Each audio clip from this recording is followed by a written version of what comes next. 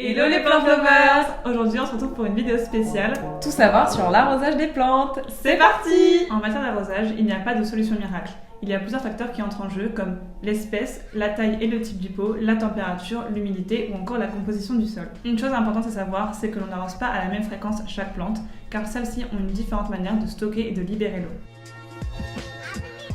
Et la question qu'on se pose, c'est comment savoir si sa plante a besoin d'eau. L'astuce numéro 1 est d'enfoncer ton doigt environ 1 cm dans la terre afin de vérifier si celle-ci est sèche. Si elle est sèche, tu peux arroser. Il faut toujours laisser le temps à la terre de sécher légèrement entre deux arrosages, excepté pour certaines plantes qui peuvent avoir un sol plus humide comme par exemple les phytonias. Et l'astuce numéro 2 concerne ton pot. Si celui-ci est léger, ça veut dire qu'il est temps d'arroser. Mais attention, erreur à ne pas commettre, ne surtout pas laisser d'eau stagnante dans sa soucoupe car très peu de plantes supportent d'être continuellement dans l'eau.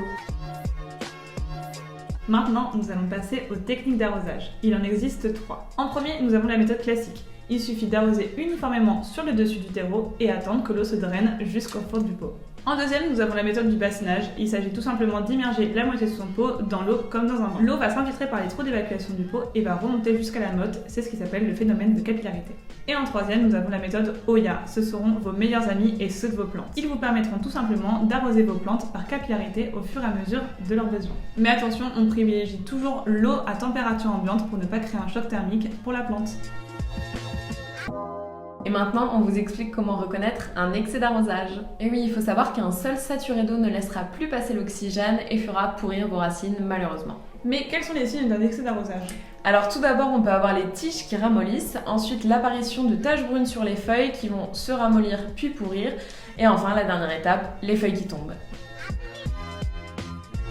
Et à contrario, comment reconnaître un manque d'arrosage ? Il faut savoir qu'un sol trop sec nuit aux racines qui ne peuvent plus retenir l'eau.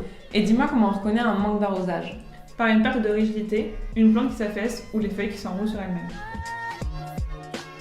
Et là, on vous donne les tips pour savoir quand arroser plus ou arroser moins. Mais du coup, quels sont les bons réflexes à adopter ?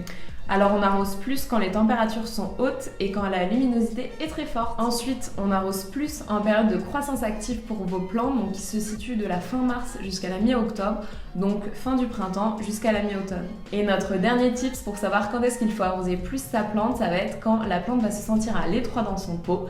Et la suite logique, ça sera de la rempoter. Et ensuite, pour savoir quand est-ce qu'on arrose moins, ça va être tout simplement aux périodes un peu plus hivernales, aux périodes plus fraîches. Également quand vos plantes sont à la mi-ombre. Alors les plantes qu'on va arroser moins, ça va être les plantes avec un feuillage charnu ou coriace, comme par exemple les cactées ou les succulentes. Et pour terminer, les plantes qu'on arrose moins vont être les plantes au large dans leur pot, ou alors celles qui viennent d'être rempotées. Et voilà, maintenant vous savez tout sur l'arrosage. Donc maintenant, n'hésitez pas à nous dire en commentaire quels conseils vous souhaitez avoir sur les plantes. Et on vous dit à bientôt. À bientôt!